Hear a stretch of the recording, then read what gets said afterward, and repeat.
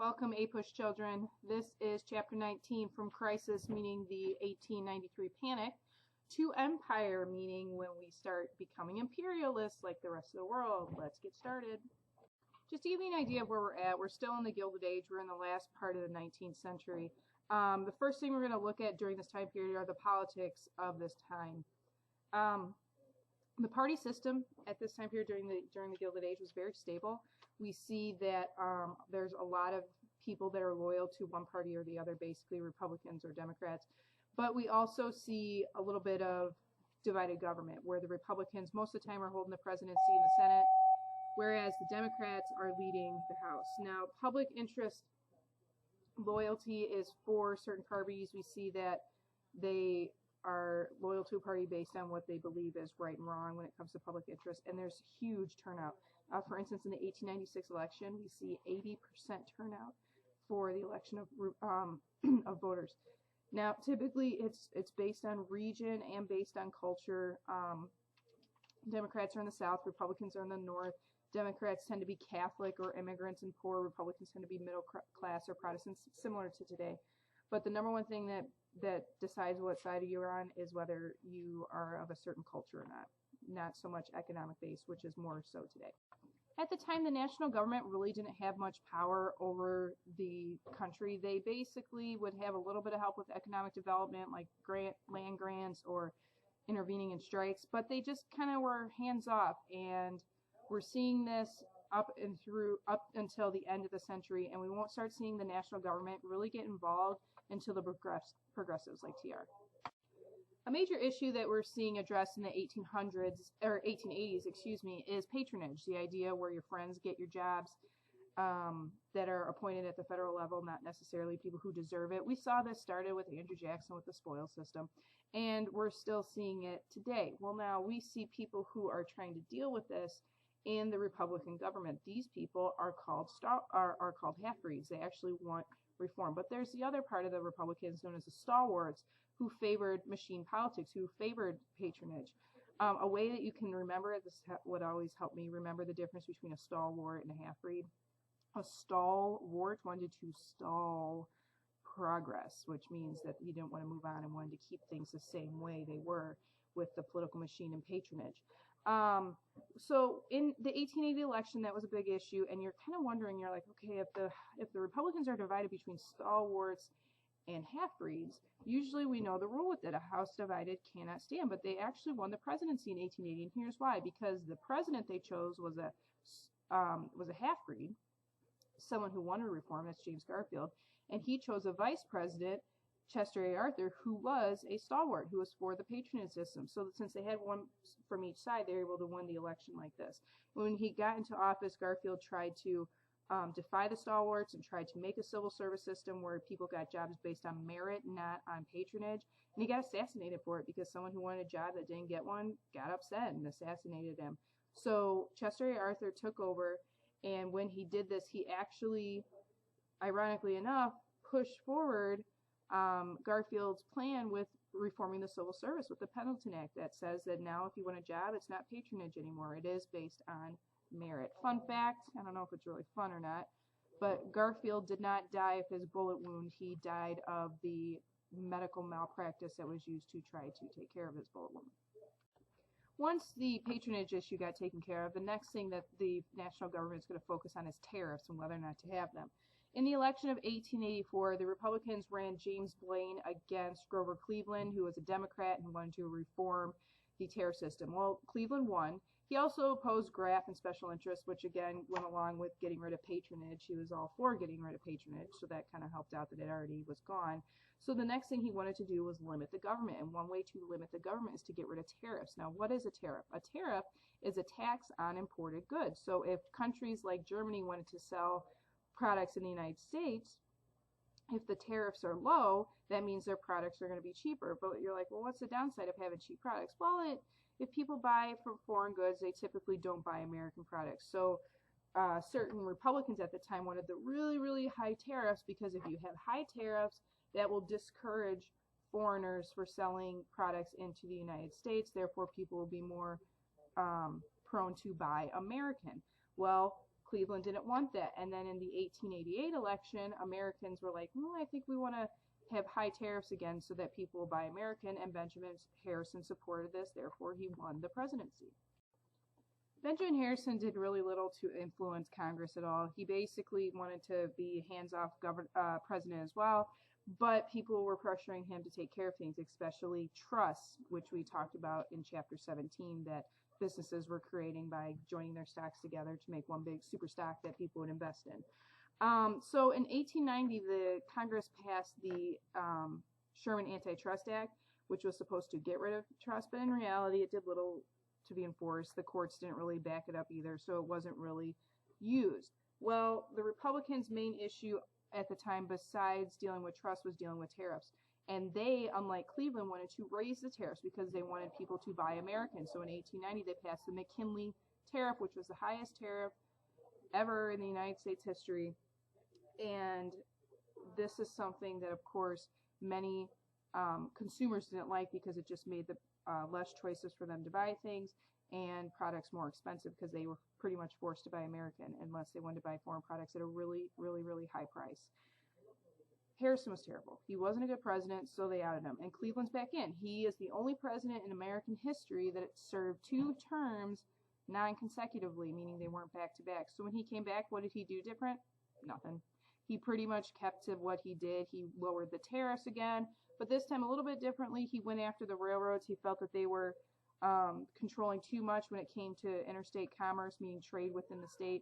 So he helped pass the Interstate Commerce Act, which basically made it that railroads trade would be regulated to reduce their rates. Okay, farmers are ticked off about lots of things, so they're trying to organize with it. The first movement that we see, the first one, make sure you mark that on there, is the Grange Movement. Now this started with an organization of farmers. It started kind of kicking around in the 1860s, but by the Panic of 1873 and the fall of farm prices, that's when really people started to organize and become a part of this. They wanted to have cooperative political action to fight the railroads' monopolies. They were just really upset because their rates were way too high and they couldn't afford to ship their grain and cattle or whatever you want it to be that they were trying to sell. And there were other things that they were trying to push for, but the biggest thing was to hurt the railroads. And there were some that got elected to state legislatures, and they were able to stop the railroads. But because there was a economic boom in the 1870s, their whole backing kind of went away because if things are going well, they have nothing to complain about. The second farm movement that we're seeing at the time is the Farmers Alliance. It was created in the South and the Northwest. It was very similar to the Grange Movement where they were trying to focus on local problems. But then they started going more to a national stage, and in 1889 they merged together and they issued something known as the Ocala Demands, which was basically their party platform, and by doing that they made themselves more legitimate on the local and national stages and won some elections in 1890. And they felt that they were kind of having some sentiments towards having a third party, and in 1892 we see these groups kind of morph into what is known as the Populist Party or the People's Party. And I'm telling you this, you better know some stuff about them because they are always on the AP test in May. What type of people were Populist Party members? Small farmers, because they were really upset about the commercialized farmers who were kind of screwing them over in the agricultural sector. And also miners in the Rocky Mountains, because the Populists were for free silver, making money cheaper. And miners would love that because that just encourages them and helps their business with mining for silver. The Populist movement decided to base a lot of their beliefs on the Ocala platform in 1892. A lot of their beliefs are actually similar to socialism, which is the idea of equally distributing the wealth through democratic means. And they also wanted the government to control many parts of the economy, including regulation, including railroads, including telephones. They wanted a graduated income tax, meaning the more that you make, the more percentage you would pay towards the government. They wanted direct elections of U.S. senators, and they wanted to abolish any type of national bank. They were also for the silver movement, which means they would have both gold and silver backing up the U.S. dollar, which would in turn lead to inflated currency, which means that it would be easier to pay off debt. Uh-oh, having another panic. Panic 1893. You know, it's kind of easy to remember these panics. We got 37, inverse that 73, 20 years later we got the Panic of 1893. At the time, it's the greatest depression in American history. We are seeing major problems with railroads, banks. People aren't being able to pay back their loans. Their farm prices are plummeting. The European market is having a depression too. What does this prove? That basically it's a snowball effect. When one goes down, the other one goes down too. When we're talking about industries, our whole economy is interconnected. And this is the panic or the depression to prove it. So we see not only banks failing, railroads failing, businesses failing, unemployment skyrockets, and it leads to social unrest where people are freaking out and they want jobs. And we see an example of this where Jacob Coxey creates this Coxey's army and takes it to the U.S. government and says, hey, back us up, give us some public works jobs, just give us something to do because we are suffering. The silver question comes back again. It's the $1 million question at the time. Should we back up money by just gold or gold and silver? Well, Cleveland felt that this question is what pretty much caused the instability of the currency and what's causing the depression at the time. And many people also at the time believed that the specie, which is the precious metal, should be backing money. That should be giving it its value. Now, we did have bimetallism. We did have silver and gold backing up our money, but it discontinued in 1873. Why? Because silver became too valuable and it was seen as obsolete in using it to back up the money. We just stick with gold. But we're starting to see inflation, and that's going to be a little bit of a problem. At the same time, this is what makes Cleveland a little bit nervous. We see the gold reserves decreasing because of the Sherman Silver Purchase Act, which basically was this. The government would purchase silver from Americans and give them back gold. So since the government was using gold to purchase silver, they were running out of gold, and he had to repeal that so that they would have enough gold in reserves. And then we start seeing the free silverites wanting to push for the bimetallism, having the money backed up by gold and silver so there could be more money so we could pay off debt easier. He felt, the silverites, felt that the gold standard was tyrannous and advantageous to just the wealthy, and it was hurting the rest of the economy. Now it's time for the 1896 election, where we see the Republicans choosing William McKinley to be pitted against the Democrats, William Jennings Bryan. Now, the political left, which would be where the Democrats are, they're having some issues right now because they're having to deal with the rise of the populists. And they're thinking, well, what are we going to do? We're going to be divided if we're going to lose this election. And the Republicans knew it. They're like, shoot, they've got people fighting on the other side. They're not going to have a chance. So here's what the Democrats do. They're like, I know, let's weaken the populists, the people on the left on our side, by stealing their ideas and making them look like they're ours. So they did that. And with that, they nominated William Jennings Bryan to be their nominee because he made that fabulous Cross of Gold speech that we've talked about, one of the most famous political speeches of all time. And with that speech, that is what secured him the nomination. And the Democrats realized that they really still needed the support of the populists, and the populists were kind of on the fence, like, what do we do? And they're like, well, we don't have a chance, so we might as well support the Democrats. So a lot of the populists threw their weight behind the Democrats during this 1896 election. So the road to the actual election was very different from any time that we've ever seen before, because we start seeing William Jennings Bryan actually go out into the public and be where he would stand on the national stump, which basically means he would go from town to town, stand up and give speeches to everybody, where we're starting to see the front porch politics, which is what William McKinley did and most presidents did before that, starting to fade away, where presidents could just kind of sit at home on their front porch drinking lemonade and not have to worry about anything until the actual election date. William Jennings Bryan tried to campaign the living daylights out of the country, but in reality the Republicans were still going to win. Why? Because his constituency was too narrow. He was basically only going after small farmers or certain sections of the country, where William McKinley's base was the whole country. You know, gold standards supported consumers, where bimetallism just supported a small group of farmers.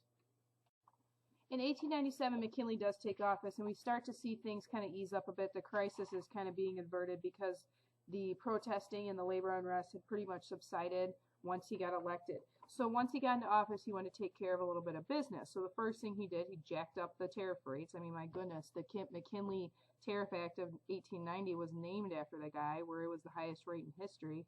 He wanted to protect American businesses. by making foreign products more expensive. He did that again now as president. He also signed the Currency Act, which basically said that officially the monetary system in the United States was going to be backed up by gold and follow the gold standard. You know what? And it all, like, everything fell into place for them. It's like he had a rabbit foot in his pocket or something, because foreign crops started to fail. And when they started to fail, who comes to the rescue? The farmers in the United States. And there's a huge demand for their product. Therefore, prices go up, and they're making a lot of money during this time period. So the farmers are cool with it because they're making money off of the problems that we're seeing across the pond. And the free silverites, they were kind of okay with it too, because once we see a huge increase in the supply of gold because of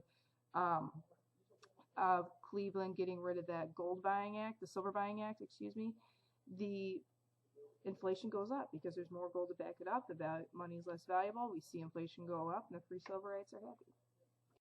All right, the second part of chapter 19 has to do with imperialism. Imperialism is the idea where stronger countries take over and control weaker countries. And everyone else in Europe was doing it, so why don't we? And why did we do it? Well, they were doing it, so we felt like we had to, but also we closed the frontier in the 1890s, so we're like, oh, we took everything, now what do? We need to go after something else, we need to find more things, so that's why we went after it. And we wanted to make sure that we didn't fall behind Europe when they were doing it too. Now, how do we justify it? Lots of different ways. Number one, social Darwinism, survival of the fittest. So since we were the fittest, we therefore had justification to take over these weaker nations.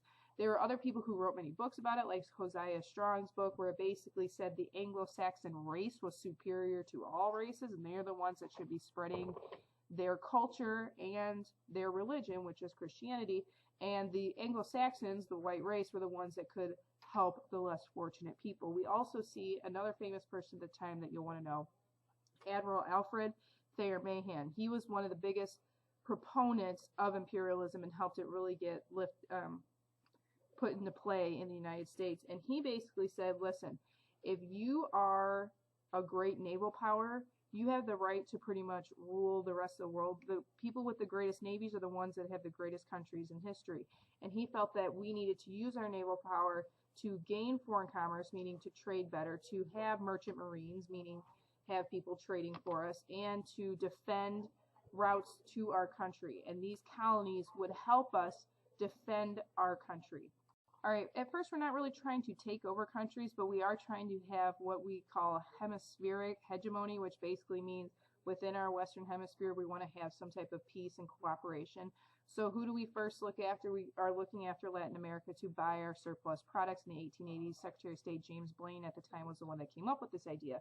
By 1889, we have, with the many Latin American countries, created the Pan-American Congress, where we're trying to work together for economic and political means. And in 1895, President Cleveland was even fighting over Great Britain, over Venezuelan's borders. So we're even fighting, this is when we start seeing some disputes between other foreign nations over imperialism. Now we're going to look at the United States getting into imperialism and actually taking over areas, not just having trade negotiations. First, we're going to look at Hawaii. Now, Hawaii was very appealing to the United States because they had Pearl Harbor, which we wanted to make a naval base. There were also Americans who had settled on the island that were starting to dominate political and economic life. What was the number one commodity that came out of Hawaii at the time? It was sugar. And the United States had a relationship with Hawaii to have duty-free sugar traded with them. Well, here's where we start seeing a few issues. We start seeing that the native population at the time wanted to have nationalist control over Hawaii and wanted to be able to decide things and not have the United States have so much control. So here's what the United States did. Well, first of all, how do we start seeing this? We see the leader, Queen Laliuokalani. She was the one that wanted to push for nationalism. And then what the United States did was this. They said, all right, you're going to do that? You're going to try to get away from us? No more duty-free shipping. And the people that were there, especially the Americans, were starting to freak out because they're like, oh, geez, now I'm going to have to pay duties or taxes. I'm going to pay taxes on the sugar I'm selling to the United States. How am I going to do this? And the United States is like, well, if you became part of us and you let us annex you, you're going to have to pay those duties anymore. So a huge group of Americans and Hawaiians on the island were like, yeah, we want to make sure you annex us. Now, at first, Harrison was all about it. He was going to do it, and then the Democrats in the Senate, and then eventually Cleveland blocked it and said, nope, we're not taking Hawaii. But then once McKinley got back into office in 1898, that is when the United States annexed Hawaii. It is not a state yet, but it is a territory of ours. We also went after Samoa, same reason. We wanted it for trading and shipping. We shared control of Samoa with Great Britain and Germany, but then eventually we split the lands just between the United States and Germany and kind of compensated the Great Britain for getting out of there. Next, we're going to move on to Cuba, and because of Cuba, we're going to see the start of the Spanish-American War. So here's what happens. The Cubans were trying to resist Spanish rule for a very long time. They wanted their independence. They got it in 1868, but Spain still wanted them. In 1895, we see Cubans rise up violently against the Spanish, and under Spanish rule, we see that they're using harsh tactics and concentration camps to hurt the Cubans, and the U.S. press skewered Spain for doing this. They were absolutely going after them for it. Who were the people doing this? Well, Joseph Pulitzer, who created the New York World, and William Randolph Hearst, who had the New York Journal, they catered to this broad, economically lower audience that wanted to have sensationalized yellow journalism, where they kind of stretch the truth just a little bit in order to get people to read their news. And what did they use to do that? The Cuban crisis. And many Cuban Americans were all for the Americans helping out Cubans. And so here's what happened. When Cleveland was in office, he went all George Washington on him and said he declared neutrality. But then McKinley took office in 1897. He's like, these Spanish guys are a little whack. We need to get rid of them. So here's what really led to the war. Two events. Number one, in February of 1898, we intercepted what was known as the Delome letter, D-E space L-O-M-E. And with this letter, they found it was Spanish ministers who were just ripping apart McKinley. So he said he was the bitter of the crowd. He was the one that was getting everybody all riled up, and there was no reason to be. But then this is the other thing. This is the thing that really led to war, and that was the destruction of the USS Maine, where it exploded in Havana Harbor in Cuba. The newspaper said that the Spanish had attacked our ship, killing several people, and that is eventually what led us to declare war in April of 1898. But in reality, we found out later that this whole attack that the yellow journalist said happened was really a gas explosion on the ship. This war was dubbed the Splendid Little War by Secretary John Hay at the time because the fact didn't last very long. Very few people died. It was from April to August of 1898. And we did win. Now, it was the United States and Cuba versus Spain. And some things that kind of put a little kink in the system when we were fighting this war is that we had some army supply problems, and a lot of the people that were fighting weren't really used to fighting like kind of a full-scale war. They were more used to fighting India battles out west. So naturally, the next step in attacking the Spanish in Cuba was to attack the Spanish in the Philippines. We're like, well, they control the Philippines and Cuba. Might as well just go after both of them and just attack the Spanish and strip them of their colonies. And who was the one that came up with this idea? TR. He was the Secretary of the Navy at the time. He's like, hey, let's strengthen the Pacific Fleet. Let's go after him. He ordered Commodore George Dewey to take the Pacific Fleet and go attack the Spanish at the Manila Bay, which is basically our capital city. And the troops later eventually took the city. So it wasn't just the Spanish we were trying to get out of Cuba. We were just trying to strip them of all their colonies. Might as well. We were already doing it, right?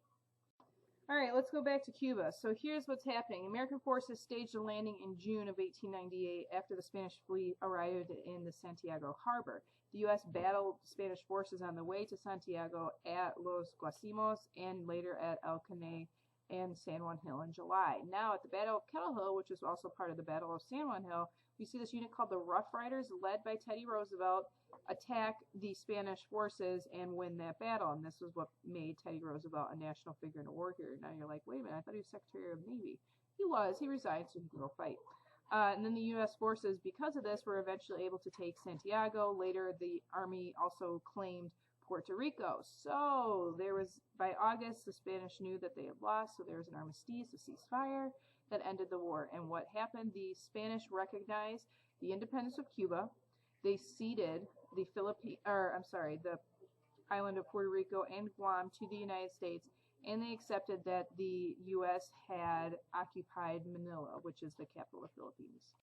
With the annexation of Puerto Rico, there really weren't any problems. We see very little controversy. The American military controlled the island for a while until the 1900 Forker Act, which basically gave it a colonial government with Americans in charge, and the U.S. Congress could veto or amend any piece of legislation that was created by the Puerto Ricans. Well, the Puerto Ricans, they wanted independence from Spain. They also wanted independence from us. So we made a deal with them in 1917 with the Jones Act that made Puerto Rico a U.S. territory, and that appeased many Puerto Ricans during this time because it also made them American citizens.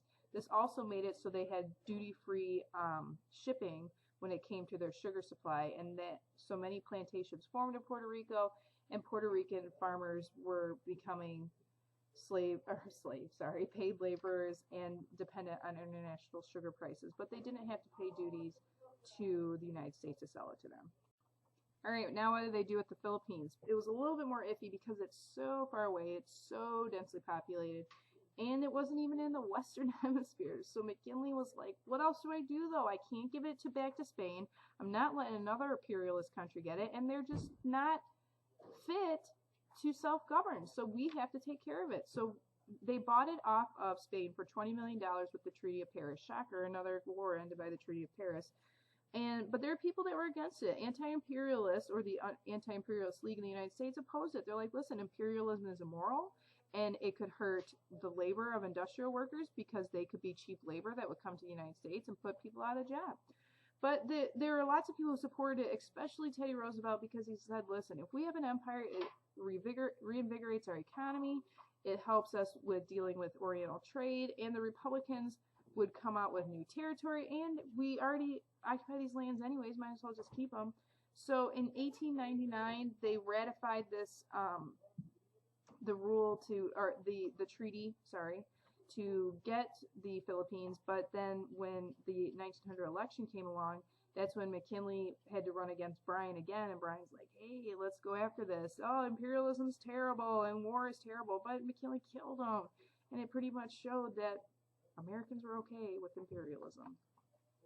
All right, let's look at our republic as an empire of the country. What are we doing? Well, the Americans dominate Hawaii, Alaska, and Puerto Rico. They have territory status. Anybody in those places are now U.S. citizens. But the U.S. military is having a little bit of an issue with Cuba. We are seeing that the Cubans made their constitution, and they didn't say anything about the U.S. in it, so Congress is like, wait a minute, you're supposed to mention us. We helped you become free. So we have a better idea. We're just going to make our own part of this constitution that you have called the Platt Amendment. This was in 1901 that basically said that Cuba could not make any treaties unless we agreed to it, and we had the right to intervene in anything that they decided to do. And American capital bought much of the economy of the Cuban economy and just dominated it. So do you see why in the 1950s Cuba was a little resentful towards the United States and, I don't know, had a revolution and became communist? Might make sense. Not only did they have to fight the Spanish-American War, they also had to fight the Philippine War. The U.S. basically was dealing with a bunch of insurgents in the Philippines that did not want the U.S. to control them in any way, shape, or form. And they fought just like they did in Cuba, brutally. And the rebellion was led by Filipino Emilio Aguinaldo, who had a very popular following. And in 1902, people started saying that what the U.S. was doing to these Filipinos was awful. But by then they had already won the war, so there really wasn't any pressure for them to get out of the war because they had captured Aguinaldo in 1901. Who got to control the Philippines? That would be U.S. Administrator, William Howard Taft, which if you've never heard of him before, he is going to be the President of the United States coming up soon. And they were, he basically had to make sure that the country had autonomy, that they were okay with the United States, and that they would deal with their rulers. And the trade with the island grew, and things started to get a little bit better. The United States was also looking to have a relationship with China, and they realized that a lot of the European imperialists were already starting to carve up China for themselves. So they wondered, how are we going to get involved with China but without having a war? We've already had enough with the Spanish-American War and the Philippine War. So they decided to create what was known as the Open Door Notes. This was created by Secretary of State John Hay in 1898. That basically said that the United States would want to have trade agreements with European nations, allowing them to have access into China, but no special agreements with any sort of nation. And the Chinese, of course, were not really happy about this, so they were rebelling against it. And they had the Boxer Rebellion during this time period where there were Chinese that were rising up against these foreigners that were invading their country, but to no avail. They really weren't able to rise up against the Europeans like they thought. The Philippine and Spanish-American War really pointed out the terrible inadequacies we had in our military. So McKinley realized he needed to do something to strengthen our military, make it more modern. So he appointed Elihu Root to be his Secretary of War. And as Secretary of War, Root enlarged the Army. He created better standards for the National Guard. He had officers training school. He created the positions of the Joint Chiefs of Staff to support and help the Secretary of War and plan as much as possible. So we, at the turn of the century, have a modern military system, which is probably going to be useful when it comes time in about 15, 16 years when they have to fight in what's known as the Great War. That's it for chapter 19. I'm out.